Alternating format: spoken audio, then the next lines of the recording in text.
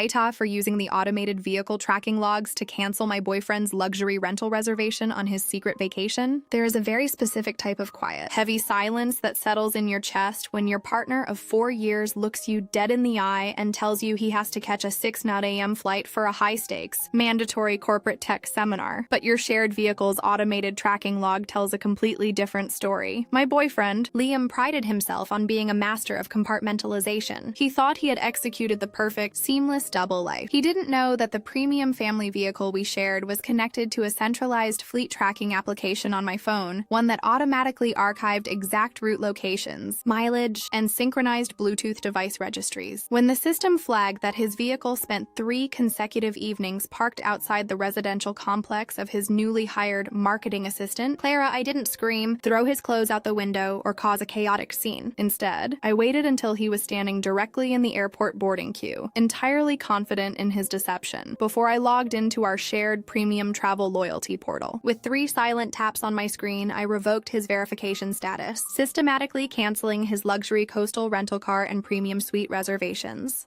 leaving him completely stranded in a destination he claimed he wasn't even visiting. Now his family is calling me calculating and cold for handling a betrayal through data instead of a discussion. And I am left wondering, am I the a-hole? My name is Chloe, and at 26 years old, I have always built my life and my career around structural logic. I work as a systems data analyst, a profession that requires me to evaluate patterns, look past emotional noise, and rely strictly on verifiable facts. For 4 years, I applied that same sense of stability and trust to my relationship with Liam. We shared a beautifully furnished, modern townhouse, maintained a joint Premier Travel Rewards profile for our vacations, and co-signed the lease on a premium SUV that we used interchangeably for our daily commutes. Liam was an ambitious account executive at a regional software firm, known for his charismatic presentation style and his ability to smooth over any operational conflict with a smile. For the first 3 years, our relationship was a masterclass in mutual support. But by early 2026, the patterns began to shift. The anomalies were subtle at first. Liam began locking his phone screen down on the kitchen counter. His corporate business trips suddenly doubled in frequency, and he became strangely defensive whenever I asked about his firm's new accounts. The market is just hyper-competitive right now. Chloe, he would say, adjusting his collar while avoiding direct eye contact. Management is restructuring the entire digital marketing department. I'm just trying to secure my position. In April, Liam announced that his firm was bringing on a new team of design assistants, specifically a young specialist named Clara. He mentioned her name exactly twice in casual conversation before completely erasing her from his daily updates. But logic dictates that when an active variable suddenly disappears from conversation while late-night office hours increase, the underlying system requires evaluation. The turning point occurred on the evening of June 3, 2026. Liam returned home late, claiming he had been stuck in an unrecorded emergency strategy meeting across town. As he walked into the kitchen, his phone automatically paired with our townhouse's smart hub speaker system, briefly displaying a synchronized text notification on the ambient screen before he manually disconnected it. The preview read, "The coastal villa reservation is confirmed for next week. I can't wait for our private seminar." When I asked him about it, Liam laughed it off with absolute, terrifying composure. "Oh, that's just a standard joke among the corporate marketing team. Chloe, we're hosting a massive tech integration conference in Chicago next week. It's going to be brutal hours, completely locked inside a hotel convention center. I'll barely have time to sleep, let alone see a coast." He looked so completely sincere, so entirely dedicated to our shared future, that a normal person would have ignored the sinking feeling in their stomach. But I don't ignore anomalies. I check the data. The next morning, after Liam left for his office in a rideshare vehicle, I sat down at my dining table with my laptop and opened the master administrative dashboard for our shared SUV. Because our insurance policy required a premium telematics and vehicle tracking system to lower our monthly rates, the car was equipped with an automated route logging software that synced directly to my primary analytical profile. I downloaded the historical location log for the past 14 days. I wasn't looking for emotional validation. I was looking for coordinates. The system logs were completely unyielding. Over the preceding 2 weeks, the vehicle had not been parked in the downtown corporate office garage during those late-night strategy sessions. Instead, on Tuesday, Thursday, and Friday nights, between the hours of 8 p.m. and 11:30 p.m., the vehicle's automated GPS tracking system registered a dead stop at a modern residential luxury complex located at 412 Oakwood Lane, the exact residential address of his new assistant, Clara. Furthermore, The vehicle's interior diagnostic log showed that during those exact hours, a secondary Bluetooth device named Clara's iPhone had automatically paired with the car's media console, downloading a shared playlist titled Our Getaway. The final piece of data crystallized when I accessed our joint premium travel loyalty portal, an account that I had established using my personal corporate credit card to maximize our shared vacation milestones. Under the pending itineraries tab, there was no corporate tech seminar ticket to Chicago. Instead, there was a premium, non-refundable dual-passenger booking for a direct flight to an exclusive tropical beach resort in Miami, scheduled for Monday, June 8. Attached to the itinerary was a luxury, top-tier convertible rental car reservation and an oceanfront villa booking. The primary traveler was listed as Liam, and the secondary passenger, fully paid for using 50,000 of my personally accumulated loyalty points, was Clara. He had structured an entire fictional narrative of corporate exhaustion to mask a luxury, romantic vacation funded by my hard-earned digital assets. I sat in the quiet townhouse, the glowing screen illuminating the absolute proof of his betrayal. My hand hovered over the phone to call him, to demand an explanation, to unleash the anger that was threatening to break through my analytical composure. But I stopped myself. A verbal confrontation would allow him to spin another web of smooth explanations, to minimize his actions, or to alter his plans. I needed a solution that matched the absolute, calculated coldness of his deception. I spent the next 3 days acting with perfect, seamless normalcy. I helped Liam pack his designer resort wear into his luggage, watched him check his passport, and even prepared a travel wellness kit for his exhausting weekend of convention center meetings. I'm really going to miss you, Chloe,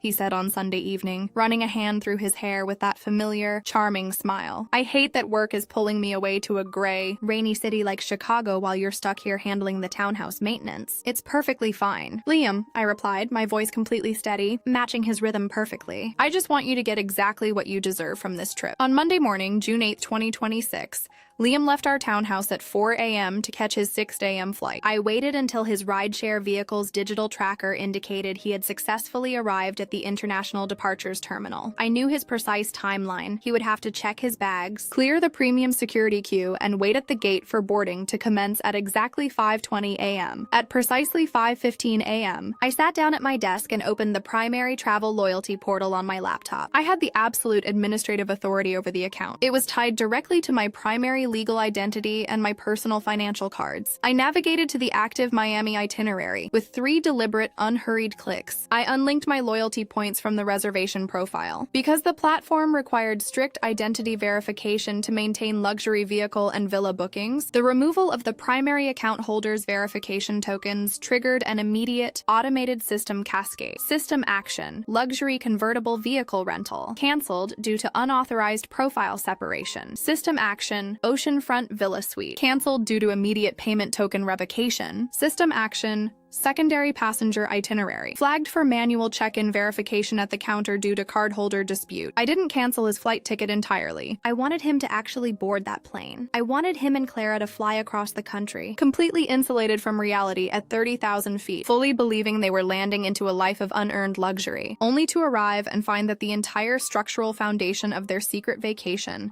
had completely evaporated. After executing the digital adjustments, I closed my laptop, poured myself a cup of coffee, and drove our SUV to my corporate office. I spent the morning handling data migrations, completely detached from the emotional fallout that I knew was brewing across the country. At approximately 10:45 a.m., my phone began vibrating continuously on my desk. The flight had officially landed in Miami. The first 3 calls from Liam went directly to my voicemail. Then, a barrage of urgent, frantic text messages began filling my notification screen. Liam, Chloe, something is seriously wrong with our travel portal app. I'm standing at the premium rental car counter in Miami, and they're telling me my reservation doesn't exist. They said the primary cardholder withdrew the verification tokens. Call me immediately. Liam, Chloe, the resort just rejected our check-in. They said the oceanfront villa was released back into the public pool because the loyalty points were revoked this morning. We're stranded at the arrivals terminal with all our luggage. What is going on? I waited exactly 15 minutes before sending a single, high-definition screenshot directly to his phone. It was the automated vehicle tracking log from our SUV, clearly highlighting the 3 distinct late-night stops at 412 Oakwood Lane, paired with the Bluetooth registration logs for Clara's iPhone. Beneath the image, I typed a single, professional response. Since you are currently in Miami with your marketing assistant instead of a hotel convention center in Chicago, I assumed you wouldn't be needing my personal loyalty points or my my corporate verification signatures to fund your stay. I have already contacted our leasing agency to remove your name from our vehicle profile. Please arrange for an alternate residential solution before your return. The phone instantly erupted into a series of incoming calls, but I flipped the device into silent mode. The data had been delivered. The system loop was closed. The immediate aftermath of the digital separation revealed the deep structural fractures that Liam's deception had caused across our entire social circle. When he finally realized that his smooth talking could not override an unalterable system log, he stopped calling me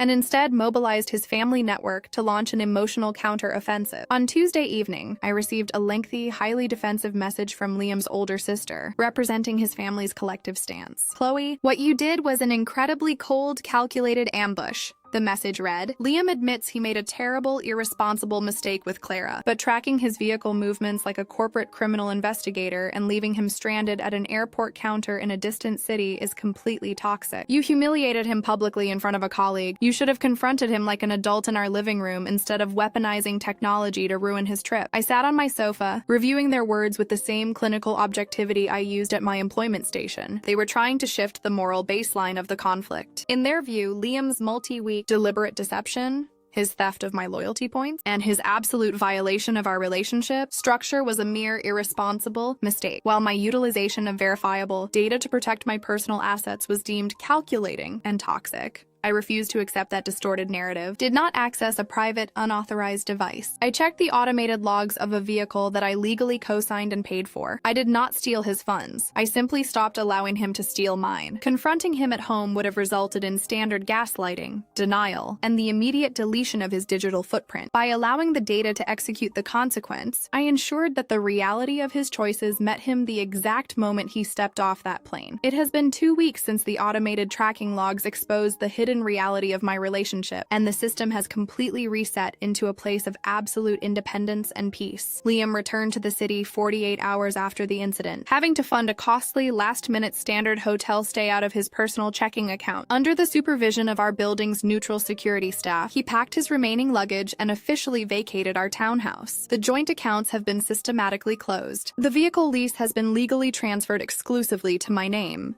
and my travel loyalty portal has been secured with entirely new, single-user biometric security tokens. Looking back on the entire sequence of events, I feel an absolute, profound sense of validation. If I had relied on emotional intuition or waited for a traditional slip-up, I would still be sitting in this townhouse, supporting a partner who viewed my trust as a resource to be exploited for his secret lifestyle. My friends have rallied around me, completely validating the quiet efficiency of my actions. They understand that in a modern world, accountability doesn't require screaming matches, theatrical drama, or hostile confrontations. It simply requires letting the data speak for itself. I am not the asshole for using our automated tracking logs, nor am I cold for letting a digital system deliver the exact consequences of a betrayal. Envy and deception operate in the dark, relying on the hope that their partners will remain too polite, too trusting, or too loud to see the truth. But when you meet deception with calm, unyielding logic, the system functions exactly as it should. My assets are secure, my home is peaceful, and my future is completely clear.